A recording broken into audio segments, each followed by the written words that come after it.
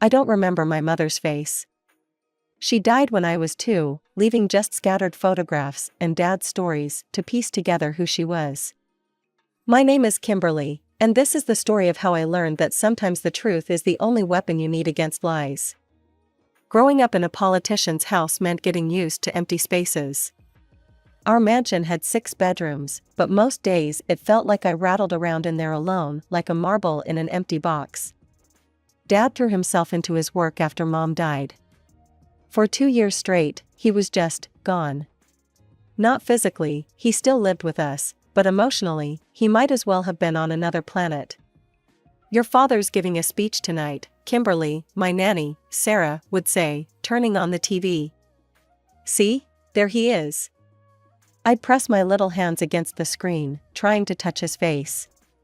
That's how I usually saw him back then, through a glass barrier, talking to crowds of strangers instead of me. Thank God for Grandma Rose.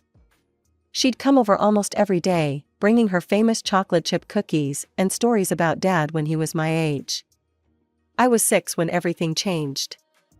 Dad came home one evening, looking more alive than I'd seen him in years. "Kimberly, honey, I want you to meet someone special," he said. That's how Patricia entered our lives. My new stepmother was tall, perfectly put together, with this practiced smile that never quite reached her eyes. I remember standing there in my Pokemon pajamas, looking up at her, and feeling something off. The first few months weren't too bad. Patricia mostly ignored me, which was fine by me. I had my own wing of the house anyway, my bedroom, bathroom, and a little study area where I did my homework. Sarah stayed on as my nanny, and between her and Grandma Rose, I barely had to interact with Patricia at all. But I started noticing things. Like how Patricia's smile would drop the second Dad left the room. Or how she'd accidentally schedule her fancy lunch parties during my piano recitals, so Dad had to choose between them. He always chose her events, couldn't disappoint the wife of a rising political star, after all. "Don't take it personally, sweetie," Grandma Rose would tell me. "Your father's just busy. The campaign trail is demanding." I tried not to. Really, I did. But it's hard not to take it personally when you're watching your father's career updates on YouTube instead of having dinner with him. When your stepmother's shopping sprees get more attention than your straight A's. High school changed everything. Dad started talking about my future more, probably because his advisors told him education was a hot topic for voters. Whatever the reason, I wasn't complaining. For the first time in years, he seemed actually interested in my life. "Yale, Harvard, Stanford, take your pick, Kimmy," he said one evening, surprising me by actually being home for dinner. "With your grades, you could get into any of them. I'll cover everything, tuition, housing, whatever you need." I nearly choked on my pasta. Patricia's fork clattered against her plate. Then came my 16th birthday. I walked outside that morning to find a brand new Mercedes in the driveway, complete with a massive red bow. Dad was standing there, grinning like a kid himself. "Happy birthday, sweetheart." He dangled the keys in front of me. "Think you can handle it?" I screamed and hugged him so hard I probably wrinkled his $1,000 suit. For a moment, I felt like I had my old dad back, the one from before Mom died, before politics ate his life. Patricia's voice cut through my joy like ice. "A Mercedes? Really, Richard? For a 16-year-old? I could practically feel her glaring at my back as Dad showed me the car's features. Later that night, I heard them arguing in their bedroom. "You're turning her into exactly what the opposition accuses us of representing, privileged, entitled rich kids." Patricia's voice carried through the walls. "What's next? A private jet for graduation? She's my daughter, Patricia. I've missed too many birthdays already. And how will it look when she wraps that car around a tree? Or when her spoiled little friends get her into drugs? Have you thought about your campaign?" After that, Patricia made it her mission to save me from myself, as she put it. Every time Dad mentioned college plans, she'd bring up some article about trust fund kids going wild at university. When I needed money for school supplies, she'd question every penny. "Kimberly, dear," she'd say in that sugary voice she used when her country club friends were over, "do tell everyone about that C you got in chemistry. Such a shame, especially with all the resources your father provides." Meanwhile, her own credit card bills were astronomical. "I'm so lonely when Richard's away," she'd pout to Dad. "Shopping is my only comfort. Another $5,000 handbag. Another spa weekend. Another renovation project." I tried staying out of it. Really, I did. But Patricia wouldn't let me. "Your father works so hard," she'd say loudly when her friends visited, "and some people just take without any gratitude." She'd look right at me while saying it. One day, I finally snapped. It was during one of her lunch parties. She'd been making little digs at me all afternoon, and I just couldn't take it anymore. "At least I'm not the one bleeding him dry with shopping sprees," I shot back. The room went silent. Patricia's face turned red.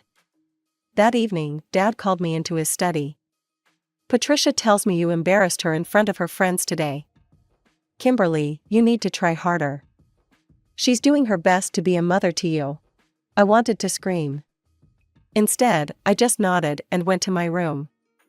After that, I became a ghost in my own house.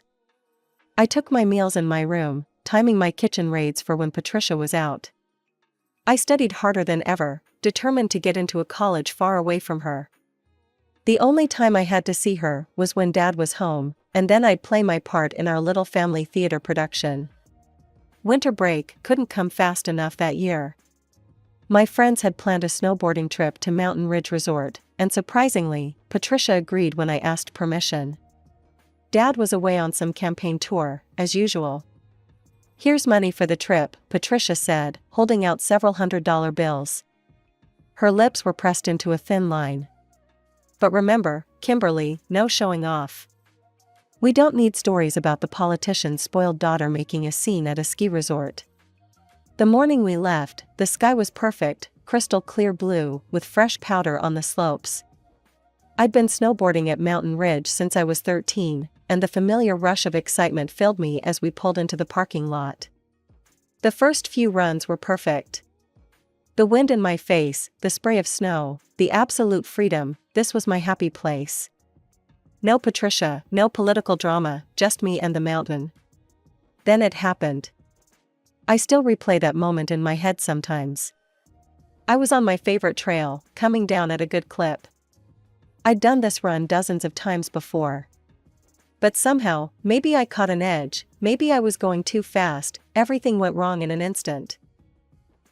The world spun. Sky, snow, sky, snow. I felt myself rolling, tumbling, my body hitting the slope again and again. There was pain, sharp and overwhelming, and then everything went quiet except for the sound of my own breathing and people shouting in the distance.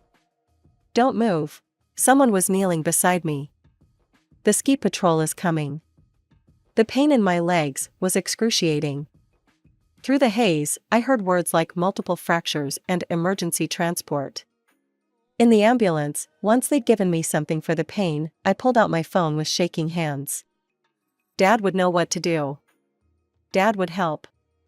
No answer. I tried again. Still nothing. With growing desperation, I called Patricia. "What?" her sharp voice answered. "Patricia, there's been an accident." "I'm in an ambulance." "Of course there has." Her voice turned venomous. "You worthless little drunk. I knew you'd pull something like this. Stealing money wasn't enough, now you have to embarrass your father with a drunken accident?" "What? I wasn't drinking. I just fell." "Save your lies for someone else, you little thief. Don't bother calling again." The line went dead. I stared at my phone in shock, tears streaming down my face. Thief? Drunk? What was she talking about? "Miss, we're almost at the hospital," the paramedic said gently. "Is there someone else we can call for you?" I nodded numbly, giving them Grandma Rose's number. My legs throbbed with every bump in the road, but somehow the pain in my chest hurt worse. Hours passed in a blur of x-rays, doctors, and morphine. I kept checking my phone, waiting for Dad to call back. He had to have gotten my messages by now. He had to know I was hurt. But no call came. The nurses were kind, bringing me extra blankets and Jell-O cups. But as night fell and I lay there alone in the sterile hospital room, listening to the beeping of machines, I felt more abandoned than I ever had in my life. I woke up to sunshine streaming through the hospital window and the familiar scent of Grandma Rose's perfume. For a moment, just a moment, everything felt okay. Then I saw her face. Grandma Rose looked older than I'd ever seen her, her usual warm smile replaced by something pained and worried. She was wringing her hands, something she only did when things were really bad. "Grandma, what's wrong? Is Dad coming?" She sat down heavily in the chair beside my bed. "Oh, Kimberly, your father called me last night. He's very angry, sweetheart. He says you put his whole campaign at risk." "What? How?" "He says," she paused, looking like each word hurt her. "He says you stole money from the house. That you were drinking with your friends on the mountain, got into some kind of fight, and then fell while intoxicated." I felt like I'd been punched in the stomach. "That's not true. None of that is true. I was just snowboarding, you know I've done it 100 times before." "I know, honey, I know," she reached for my hand. "But your father, he wants you to come stay with me after you're released. He says he's too disappointed to see you right now." The room started spinning. This couldn't be happening. My own father thought I was a drunk thief? He wouldn't even come see me in the hospital?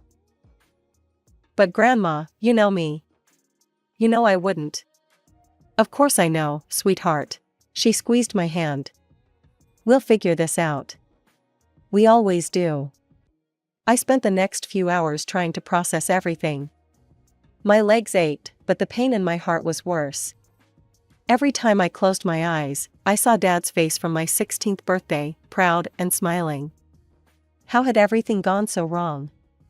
Then the door opened, and Patricia walked in. A nurse was checking my drip, and Patricia put on quite a show. "Oh, you poor dear," she cooed, patting my hand. "This must be so difficult for you." The nurse smiled approvingly at my stepmother's apparent concern. "She's lucky to have such a caring family," she said, making some notes on my chart. I wanted to scream. I wanted to tell the nurse that this woman was the reason my own father wouldn't come see me. But I just lay there, watching Patricia play her part. As soon as the nurse's footsteps faded down the hall, something in my gut told me to reach for my phone. I'd learned long ago to trust those instincts when it came to Patricia. Quietly, I started the voice recorder. Just in time. Patricia's face transformed into something ugly and triumphant. She perched on the edge of my bed, enjoying my discomfort as I tried to shift away.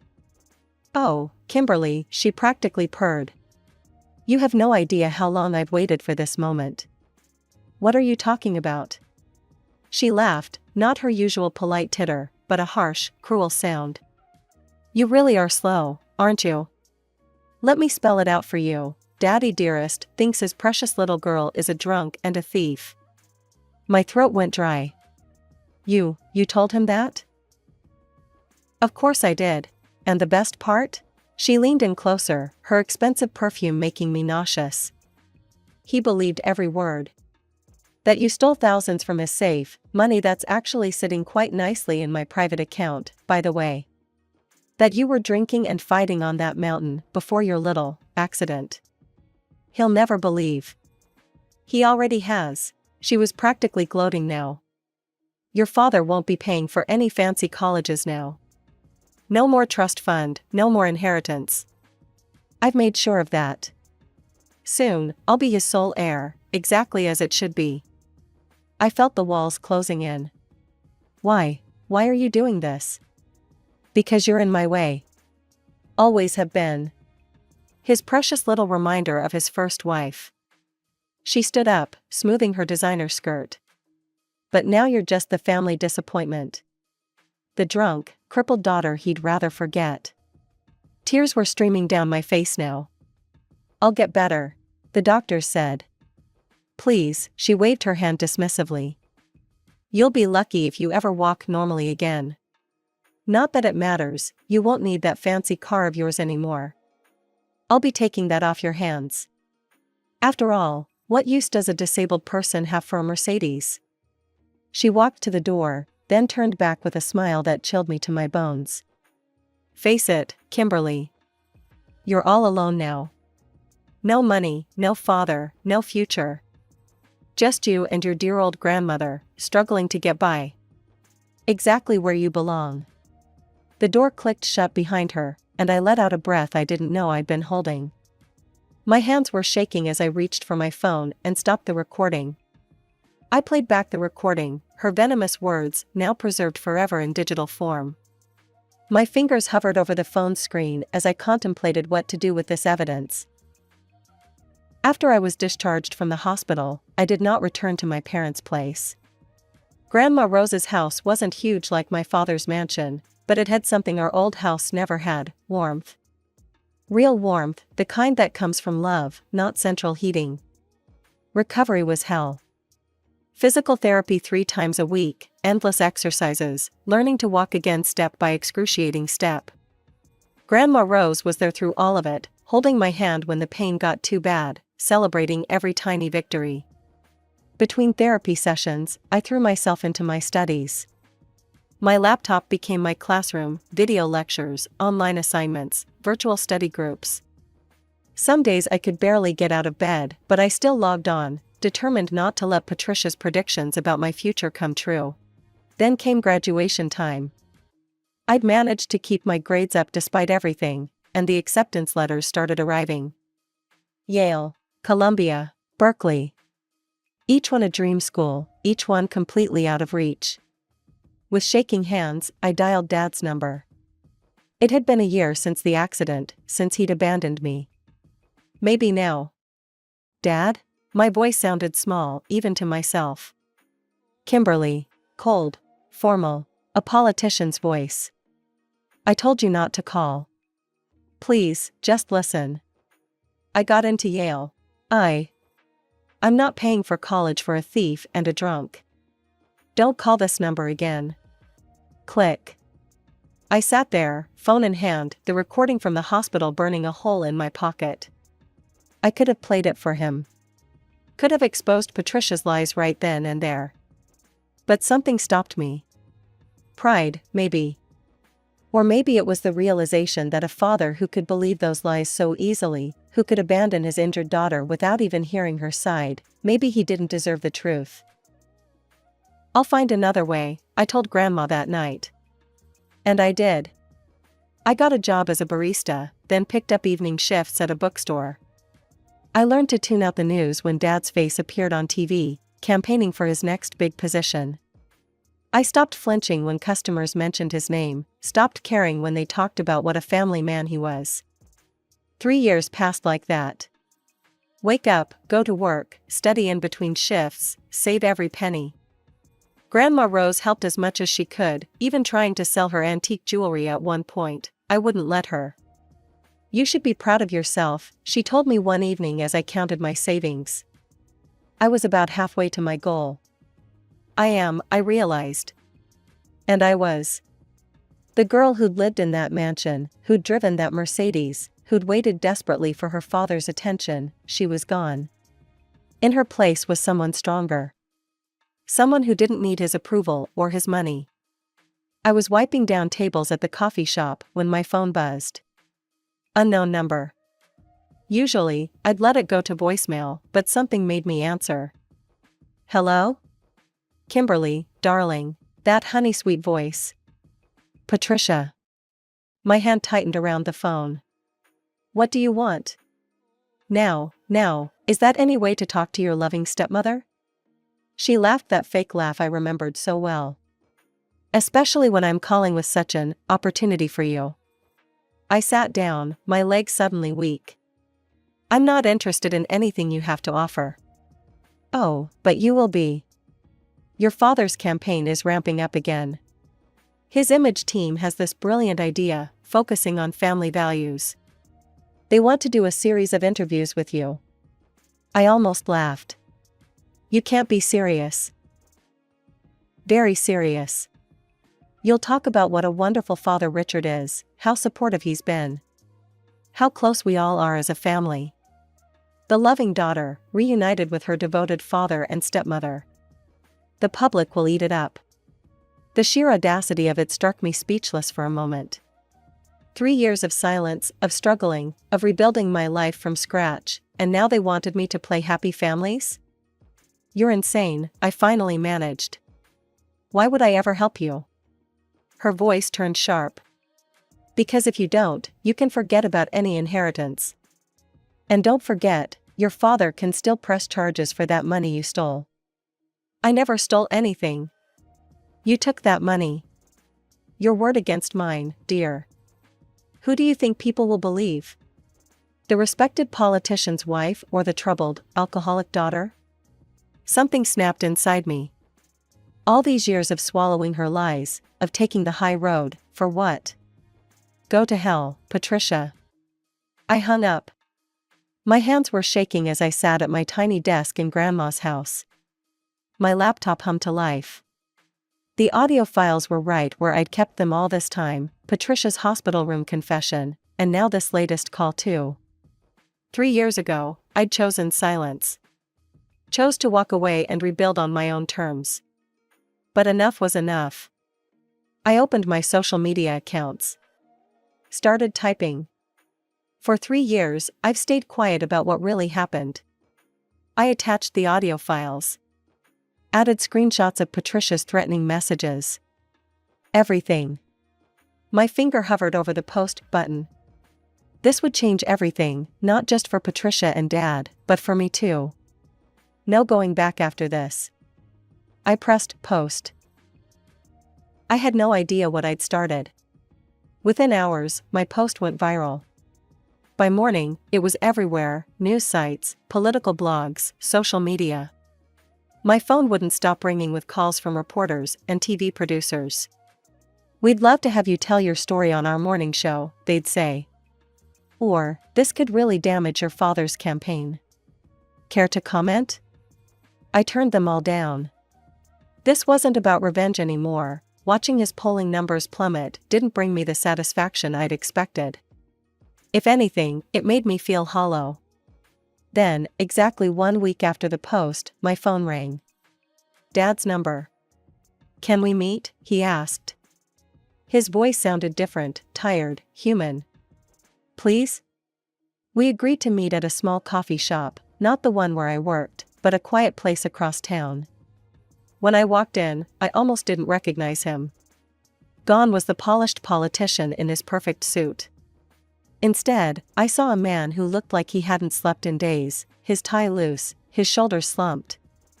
Kimberly, he said, standing up. I don't even know where to start. The beginning might be good, I said, sitting down. He took a deep breath. I heard the recordings. All of them. I'd been listening to them over and over, trying to understand how I could have been so blind. His voice cracked.